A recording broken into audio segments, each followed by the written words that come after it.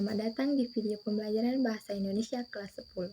Pada video ini, kita akan membahas tentang teks negosiasi mulai dari pengertian, struktur, strategi, hingga ke praktik bernegosiasi secara efektif. Keterampilan negosiasi ini sangat penting dalam kehidupan sehari-hari, baik dalam jual beli, dunia kerja, maupun untuk mencapai kesepakatan dalam berbagai situasi. Mari kita mulai. Adapun tujuan dari video pembelajaran ini yaitu setelah menyelesaikan video ini, kalian diharapkan akan mampu memahami konsep, tujuan, dan fungsi teks negosiasi, lalu mengidentifikasi struktur dan kaidah kebahasaan teks negosiasi.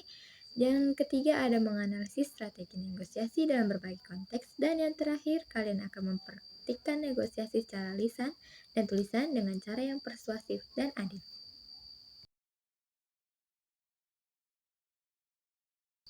Baiklah, kita masuk kepada pembahasan. Yang pertama ada pengertian teks negosiasi. Negosiasi adalah proses sosial di mana dua pihak atau lebih dengan kepentingan yang berbeda berusaha untuk mencapai kesepakatan yang saling menguntungkan. Setiap pihak akan berusaha untuk mencapai tujuannya dalam teks negosiasi. Atau penjelasan singkatnya, teks negosiasi adalah teks yang berisi proses tawar-menawar antara dua pihak atau lebih untuk mencapai kesepakatan bersama yang saling menguntungkan. Nah, dalam teks ini, setiap pihak menyampaikan keinginan, kebutuhan, atau pendapatnya, lalu berusaha menemukan jalan tengah melalui kompromi. Nah, selanjutnya ada tujuan teks negosiasi. Yang pertama ada mencapai kesepakatan. Negosiasi dilakukan agar semua pihak yang terlibat bisa mencapai kesepakatan yang saling menguntungkan.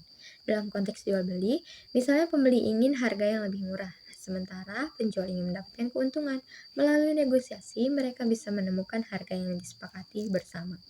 Yang kedua ada membangun hubungan. Negosiasi bukan hanya tentang mendapatkan apa yang diinginkan, tetapi juga tentang menjaga hubungan baik dalam dunia bisnis. Misalnya, negosiasi yang baik dapat membangun kerjasama jangka panjang antara perusahaan dan pelanggan. Dalam kehidupan sosial, negosiasi yang dilakukan dengan komunikasi yang baik dapat mempererat hubungan antar individu. Nah, yang ketiga ada mencegah konflik. Negosiasi membantu menghindari konflik dengan mencari solusi yang adil bagi semua pihak. Jika tidak ada negosiasi, perbedaan kepentingan bisa memicu perselisihan. Misalnya dalam negosiasi antara perusahaan dan pekerja. Jika tidak ada diskusi, bisa terjadi mogok kerja atau tuntutan hukum. Dengan negosiasi, masalah bisa diselesaikan tanpa menimbulkan ketegangan. Nah, yang selanjutnya ada fungsi teks negosiasi. Yang pertama ada bersama-sama, keduanya dapat mencapai tujuan mereka. Yang kedua ada diskusi yang berhasil dapat memperkuat ikatan antara kedua belah pihak. Yang terakhir ada negosiasi dapat digunakan untuk mencegah masalah atau menemukan solusi damai. Nah, selanjutnya ada ciri-ciri. Yang pertama, adanya dua belah pihak atau lebih. Negosiasi selalu melibatkan minimal dua pihak yang memiliki kepentingan berbeda, misalnya antara penjual dan pembeli, pekerja dan atasan, atau dua perusahaan yang ingin bekerja sama. Setiap pihak akan menyampaikan keinginan dan berusaha mencapai kesepakatan yang menguntungkan. Yang kedua, ada tujuan untuk mencapai kesepakatan. Nah, setiap negosiasi bertujuan untuk menemukan solusi terbaik yang bisa diterima oleh semua pihak. Kesepakatan yang dicapai harus bersifat adil dan menguntungkan, sehingga tidak ada pihak yang merasa dirugikan. Yang ketiga, terdapat tawar-menawar. Dalam negosiasi terjadi proses tawar-menawar, di mana masing-masing pihak mengajukan penawaran dan mempertimbangkan opsi yang diajukan oleh pihak lain. Misalnya dalam transaksi jual beli, pembeli mungkin meminta harga lebih murah, sementara penjual mempertimbangkan apakah harga tersebut masih menguntungkan. Yang keempat adanya kompromi. Negosiasi melibatkan proses kompromi, yaitu upaya menyesuaikan keinginan masing-masing pihak agar bisa mencapai titik tengah. Tidak semua permintaan dapat dipenuhi, tetapi setiap pihak harus bersedia mengalah dalam beberapa hal demi mencapai kesepakatan yang adil. Yang kelima ada fokus pada kepentingan bersama. Negosiasi harus berorientasi pada kepentingan bersama, bukan hanya kepentingan satu pihak saja. Dengan berfokus pada keuntungan bersama, negosiasi dapat berjalan dengan lancar dan menghasilkan keputusan yang bisa diterima oleh semua pihak. Selanjutnya ada struktur teks negosiasi. Yang pertama ada orientasi. Orientasi ini merupakan bagian pembuka yang berisi perkenalan atau pengantar negosiasi. Tujuannya untuk menciptakan suasana yang baik sebelum masuk ke inti negosiasi. Contohnya itu seperti, "Selamat pagi Pak, saya ingin membicarakan harga produk yang Anda tawarkan." Nah, yang kedua ada pengajuan atau permintaan. Salah satu pihak menyampaikan keinginan atau kebutuhan yang menjadi inti negosiasi. Ini bisa berupa permintaan harga, kerjasama, atau syarat tertentu.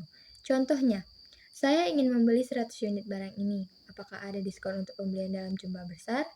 Nah, yang ketiga, ada penawaran. Pihak lain memberikan respon terhadap pengajuan yang diajukan. Bisa berupa tawaran harga, syarat, atau alternatif solusi. Tahap ini biasanya melibatkan proses tawar-menawar. Contohnya, kami bisa memberikan diskon 10% untuk pembelian minimal 200 unit. Bagaimana menurut Anda? Yang keempat ada persetujuan. Setelah melalui proses tawar-menawar, kedua belah pihak mencapai kesepakatan yang bisa diterima sebuah pihak. Dan yang kelima atau bagian paling akhir yaitu penutup. Bagian akhir ini berisi ucapan terima kasih atau harapan untuk kerjasama yang akan dibangun dengan baik di masa depan. Selanjutnya ada strategi yang biasa digunakan dalam teks negosiasi. Nah, adapun beberapa strateginya yaitu strategi kompetitif, kooperatif, kompromi, menghindar, dan kolaboratif. Strategi kompetitif berfokus pada kemenangan satu pihak tanpa terlalu memperhatikan kepentingan pihak lain. Biasanya digunakan dalam situasi bisnis atau persaingan ketat. Nah, yang kedua ada strategi kooperatif. Strategi ini lebih mengutamakan kerjasama dengan memberikan kelonggaran agar kedua belah pihak merasa diuntungkan. Strategi kompromi dilakukan dengan mencari jalan tengah, di mana masing-masing pihak bersedia mengalah sebagian untuk mencapai kesepakatan. Nah, strategi menghindar merupakan strategi selanjutnya yang digunakan ketika suatu pihak memilih untuk tidak terlibat dalam negosiasi karena merasa tidak menguntungkan atau belum siap untuk berdiskusi. Nah, selanjutnya ada strategi kolaboratif. Strategi ini bertujuan untuk menemukan solusi terbaik yang memuaskan semua pihak dengan bekerja sama secara intensif. Pemilihan strategi ini tergantung pada situasi dan kepentingan pihak-pihak dalam bernegosiasi. Nah, selanjutnya dalam negosiasi ada beberapa kesalahan yang harus dihindari. Yang pertama, tidak melakukan persiapan yang matang, seperti kurang memahami kebutuhan dan batasan sendiri maupun pihak lain yang bisa menyebabkan keputusan yang merugikan.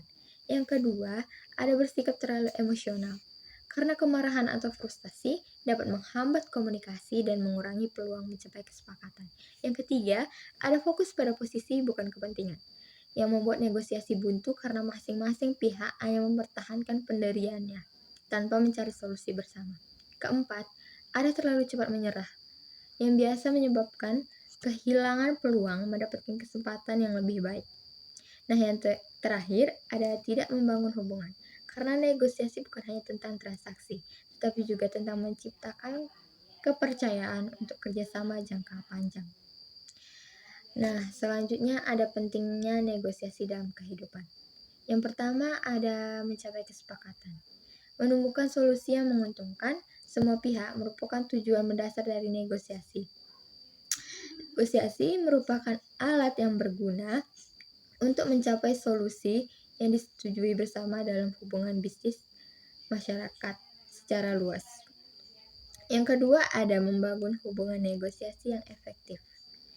Negosiasi yang efektif memiliki kekuatan untuk meningkatkan ikatan antara orang atau organisasi secara setiap kolaborasi di masa mendatang, yang didasarkan pada rasa saling menghormati dan pengertian. Yang ketiga ada mencegah konflik.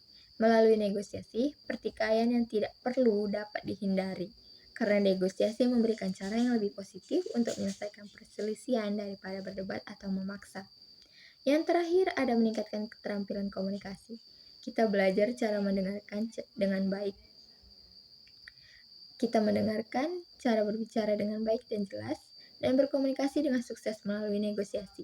Kemampuan ini sangat bermanfaat dalam banyak aspek kehidupan. Nah, video tersebut menunjukkan bagaimana negosiasi terjadi. Pembeli menawar harga dan penjual memberikan tawaran yang masih menguntungkan dirinya. Akhirnya kesepakatan tercapai dan inilah yang dinamakan negosiasi. Selanjutnya kita akan melihat video bagaimana negosiasi itu terjadi.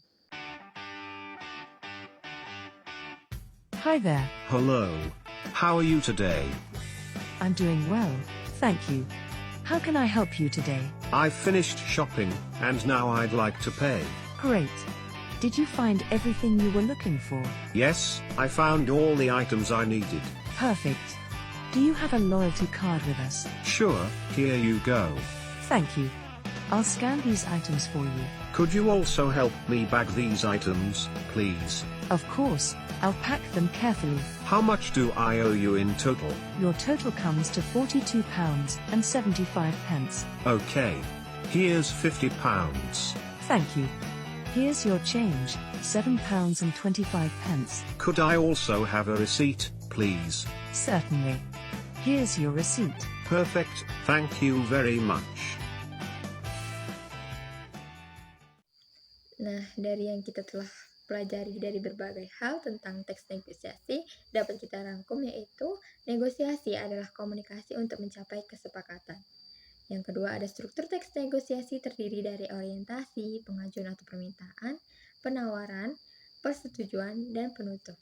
Nah, ada juga strategi negosiasi meliputi kompetitif, kooperatif, kompromi, menghindar, dan kolaboratif. Selanjutnya, sekarang giliran kalian. Tulislah sebuah teks negosiasi berdasarkan pengalaman sehari-hari. Bisa tentang menawar harga, atau sekarang giliran Anda. Tulislah sebuah teks negosiasi berdasarkan pengalaman sehari-hari. Bisa tentang menawar harga, diskusi dengan teman, atau negosiasi di sekolah. Jangan lupa gunakan strategi yang telah kita pelajari. Terima kasih sudah belajar bersama. Jangan lupa untuk terus mengasah keterampilan negosiasi agar semakin mahir dalam berkomunikasi. Sampai jumpa di video pembelajaran berikutnya.